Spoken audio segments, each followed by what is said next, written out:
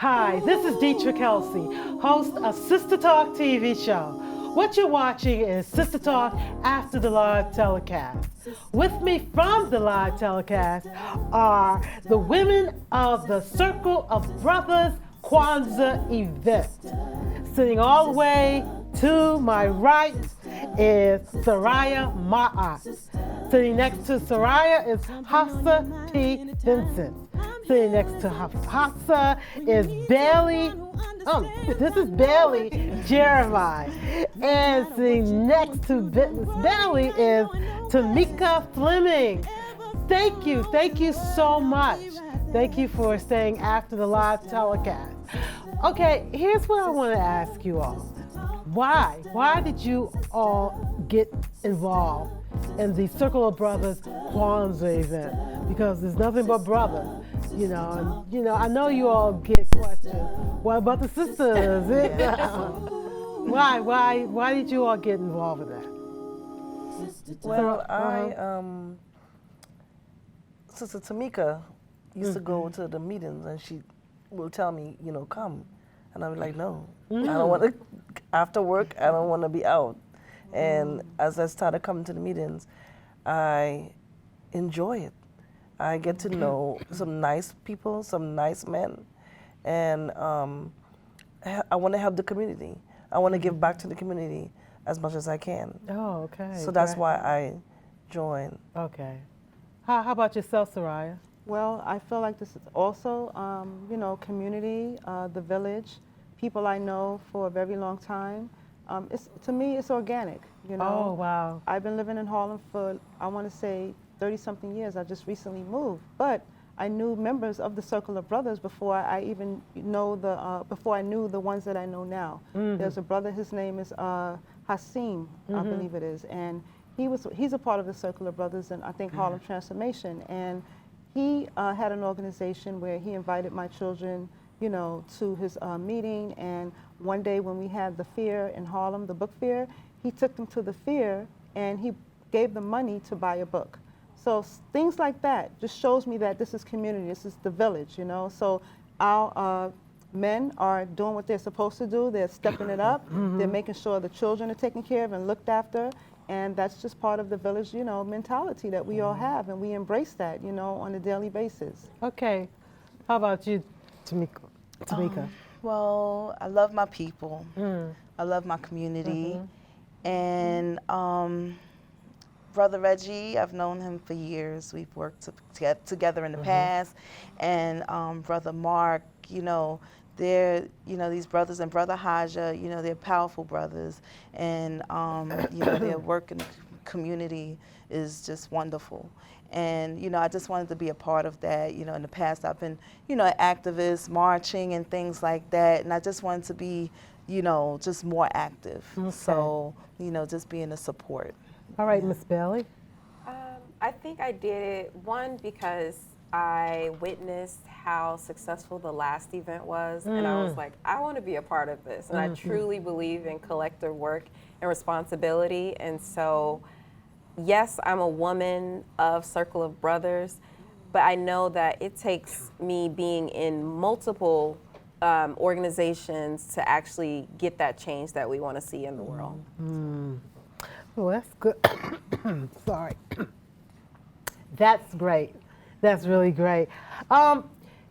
Since, we just finished doing a show on brothers and how they're stepping up their game. They always stepped up their game, but, it's in the forefront now. I want to talk about our sons, okay? Recently, in all the evidence or all the evidence is not there yet, but a 13-year-old was accused of stabbing a college student in Harlem, in a park in Harlem. I mean, how do you all feel about this? Because I'm hearing on social media it's becoming another Central Park too. I mean, what do you all feel about that? I mean, can you elaborate on that just a little bit? As a therapist, one thing that I do is explore every situation holistically and systemically. And so I'm looking at it from multiple sides. If this child is innocent, or if these children are innocent, Yes. And if these children actually committed the crime. Yeah. If they committed the crime, I think that it really speaks to the type of trauma that our community is dealing with. And that trauma is not just manufactured trauma within. That's Right. trauma from outside forces, being over-policed, the parents not being able to like take care of children financially or sufficiently Yes. because they don't want to hire us, or you know, we can't find our own jobs, or I mean, and those are things that can be fixed. Right. But if we think about everything that led up to that potential situation, it looks and it mirrors PTSD. And when you have PTSD, just exposure to crime or exposure to deaths, you start to become either completely withdrawn from your community and society, or you get hypervigilant.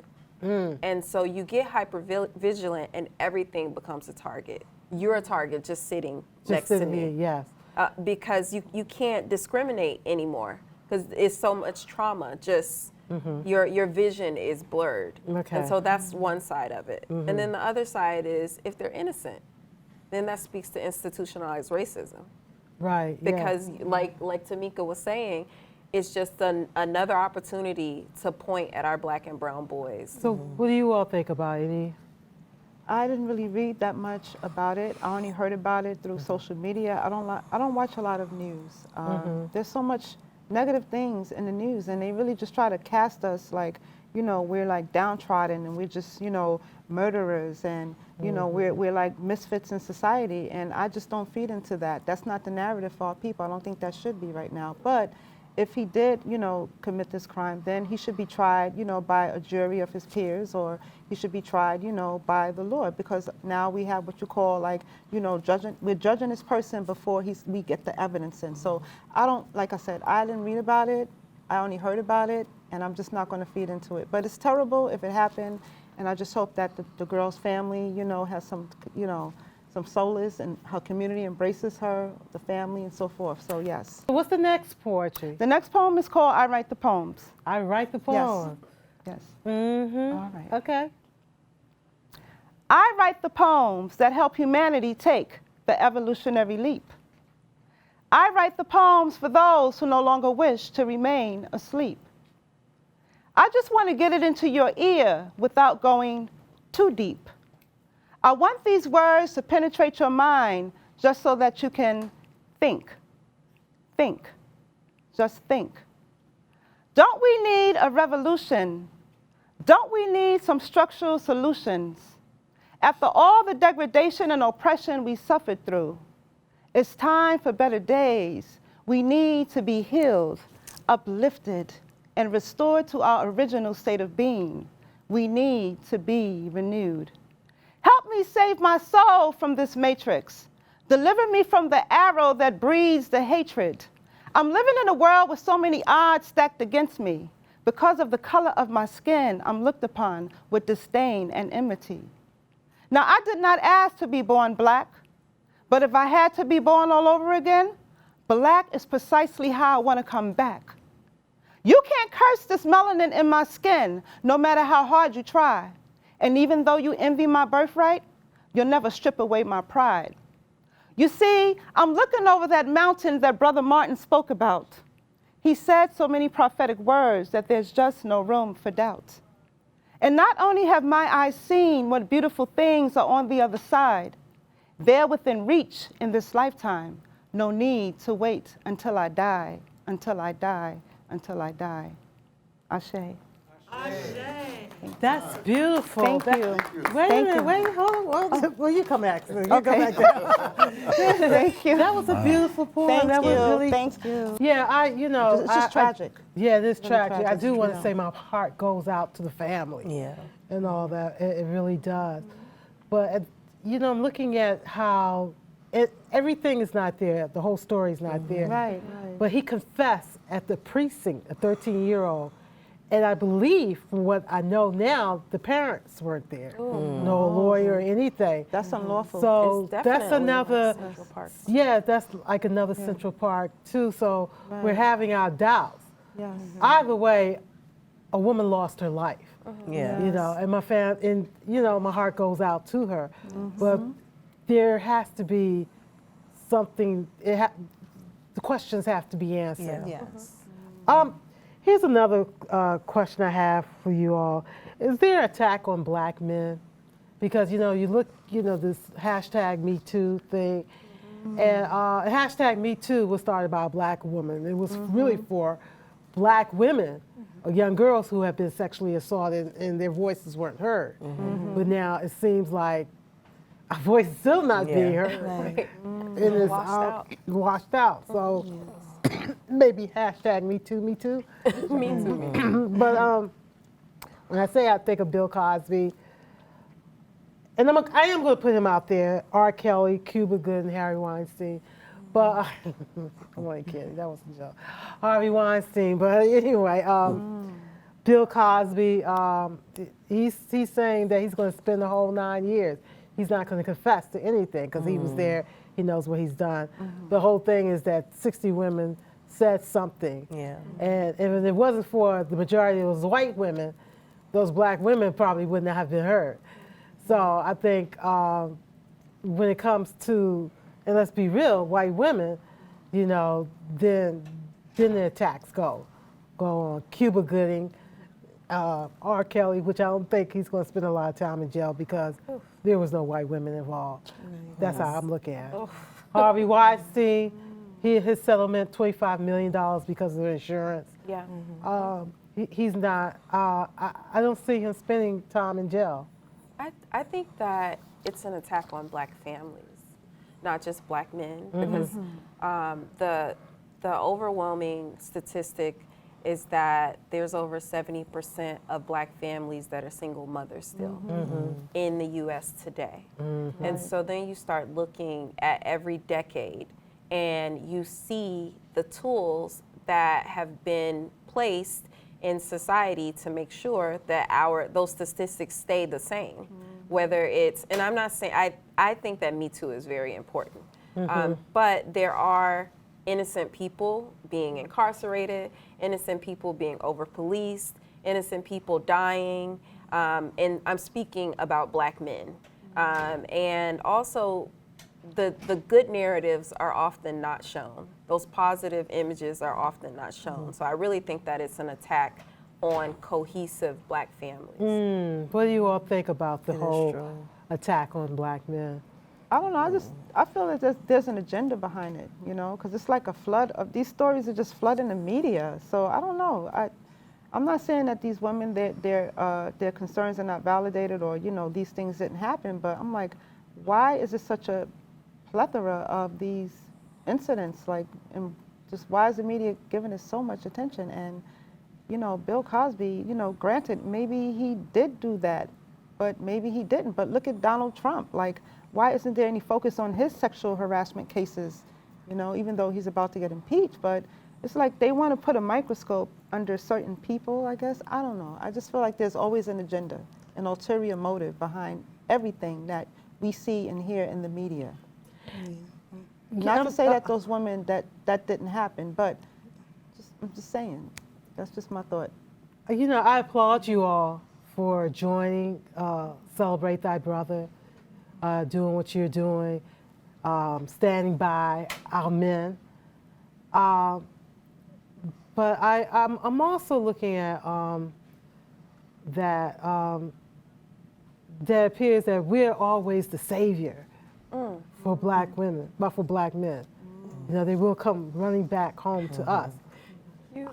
You mentioned R. Kelly, and it's so funny that you say that because every event I go to or, someone's out, R. Kelly music seeps in, and I feel like a lot of people come to his rescue. Yeah. And like you said, the victims of R. Kelly are mostly women of color and black women. And so it's not being persecuted in the way that it should be. And it needs to be, and I don't think that every person, especially if they're guilty, should be rescued. Right, yeah, me too. That's true. That's what I'm thinking also. I agree too. But it is lopsided, you know, the disparity is there.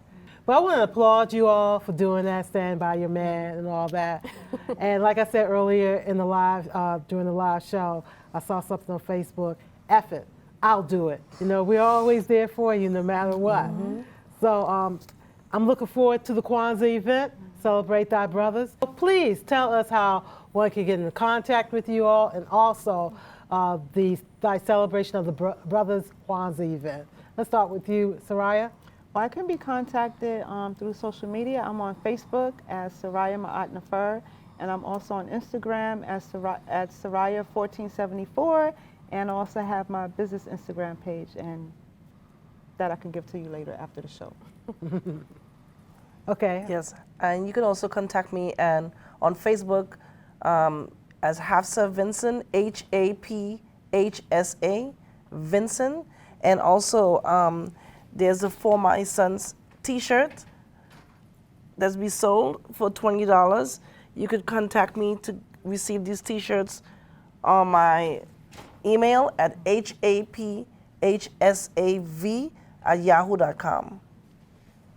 Tamika Fleming, I could be reached at through Facebook, Tamika Ma'ati Anknashra Fleming.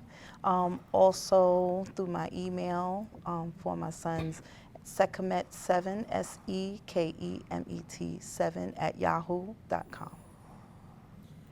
So you can contact me, Bailey Jeremy, at Mind Over Melanin Pod on Instagram. Facebook and Twitter, I'm available at Mind Over Melanin. And you can also reach out to me through the website, www.mindovermelanin.com.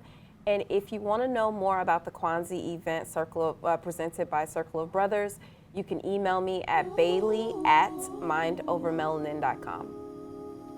All right, thank you all for staying after the live telecast. We have to close it up, like I said earlier. This is Deetra Kelsey, host of Sistah Talk TV show. I'm wishing you peace, love, and remember to stay in the light.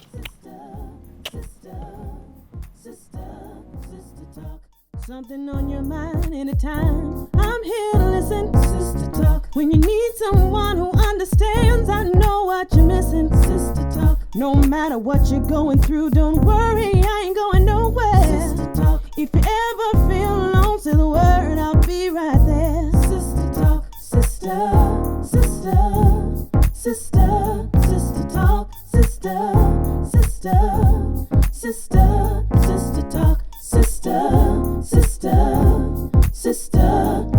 Talk,